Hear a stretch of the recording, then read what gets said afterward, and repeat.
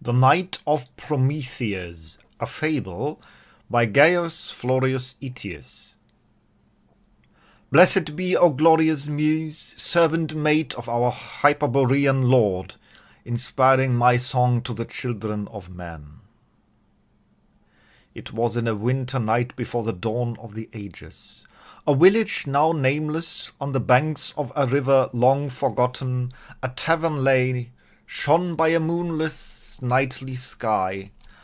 Aetius, the host, famous for his brew, attracted many a traveller from the long roads, to rest, to quench his thirst, and to exchange words from afar.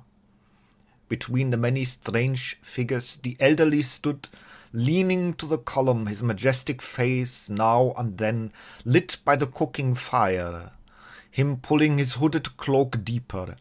Like runes of wisdom was his face, like galaxies his eyes, while he smiled and waited, observing the crowd in this fateful night. A moment later the door sprung open. A youthful traveller, cloaked, his white hat hung deep into his head from all sides, though golden locks peeked into the gloomy night, like rivaling with the shining flames.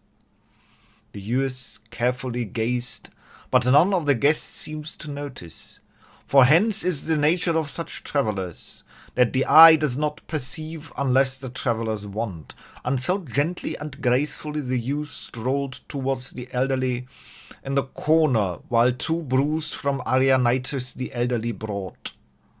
Friendly they greeted each other, exchanging knowing looks. "So the night is here," the youthful said, and the elder barely nodded.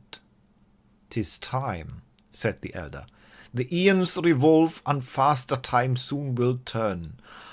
The sunless day and the moonless night soon shall end, but calamity brought the Iapetos sun to our children of light, enticing and seducing them, our hosts, and some of them will, as I fear, be drawn down to the caskets of his." A mournful silence hung between them, the youth and the elders, their eyes locked, with deep understanding connected. "So what, my father, shall we do?" the youth broke the thoughtful silence. "For I mourn of their fate, and tears of sorrow I cried yonder night, when I knew the Titan's plot. Hubris it is, and not knows he what pain his creation will endure. Not would I want our children be cast in such ways. Shall we smash his creation before it's complete, to end this calamity now?" But the elderly shook his bearded countenance. "Nay, my son, unrevealed to the world, or the world of change cannot bear yet the nature of the unchanging ones. And so we must carefully tread and gently work. For though the Titan in folly and hubris tried to craft what only unending war and conflict would know, aligned with titanic nature inside, but greater and more wondrous things shall emerge from this work, as thou, my true son, I shall send while he sleeps, so that the seed of the light that the children will lose remains yet inside them to guide." "Unrevealed am I," said the youth, "and yet forever we are. Not day nor night passes, not time and space bend. When and where we were, shall not or shall be. Not time does us touch, nor change does us bend, but an order of action the world must be given. So say, my father, is it right that I become arbiter of your plan already? And what shall my name be to the children to come?" A calm laughter came to the elder, while he grasped the radiant at his shoulder. "Wise do you speak, son, but ponder you not, for all I can see, and all shall become as it must. For thus is my will and my mind. One name you have to eternity, forever unspoken by the changing ones. but the Radiant One shall be your name to them, when the time to reveal yourself has come. Now go, while Prometheus slumbers and dreams, plotting and dreaming how to finish his work, to insert a light in his casket of clay, unknown to the world till your time will have come, and only the Titan the children shall know as their father.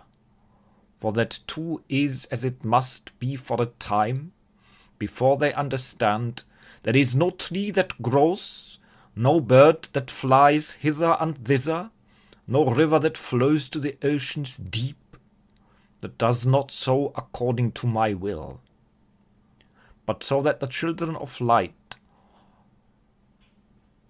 who follow our host, drawn and enchanted by this earthen house, shall not suffer hopeless imprisonment. Thy spark you must add, my radiant sun, and quickly now hasten before the sunless new dawn. So the elderly and the youth shook hands of farewell. For a long time it would be until they would meet again, for not yet was the radiant to be revealed. But the elderly whispered the name of his son, while the youthful left through the door soon to be engulfed by the night. Farewell until soon, Apollo my son. Fast was the march on fiery foot, fast the radiant strode to the abode of Prometheus, a hut on the fields near the river downstream. There it was, his creation, almost finished.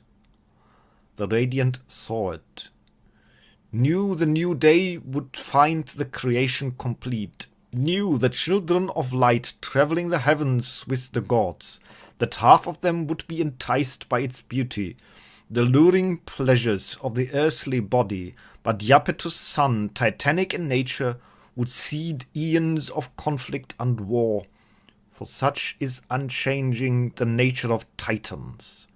And doomed to eternal struggle would a creation of his alone be. Forth from his heart pulled Apollo a light, shining bright in the moonless night, and so gently and softly, the silken white hands beaming with love, he pushed the light into the heart of the clay, and sung it a song to sleep for a while, so that the light would remain hidden to the potter, and only Athena's own charm would one day awaken it. And such was the mercy and love of Phoebus our Lord, that the children of light, travelling with the divine ones, half of them would be caught in this trap of clay, would not be without hope of salvation, hope to return to their inherited blessed lands, to remember their home with this spark in their heart. Hail to thee, Apollo Soter! Blessed be thy name in our solar age, when the light within is revealed to be one with the light from whence we came, as the great Socrates the Holy revealed in ages past to Phaedros his beloved.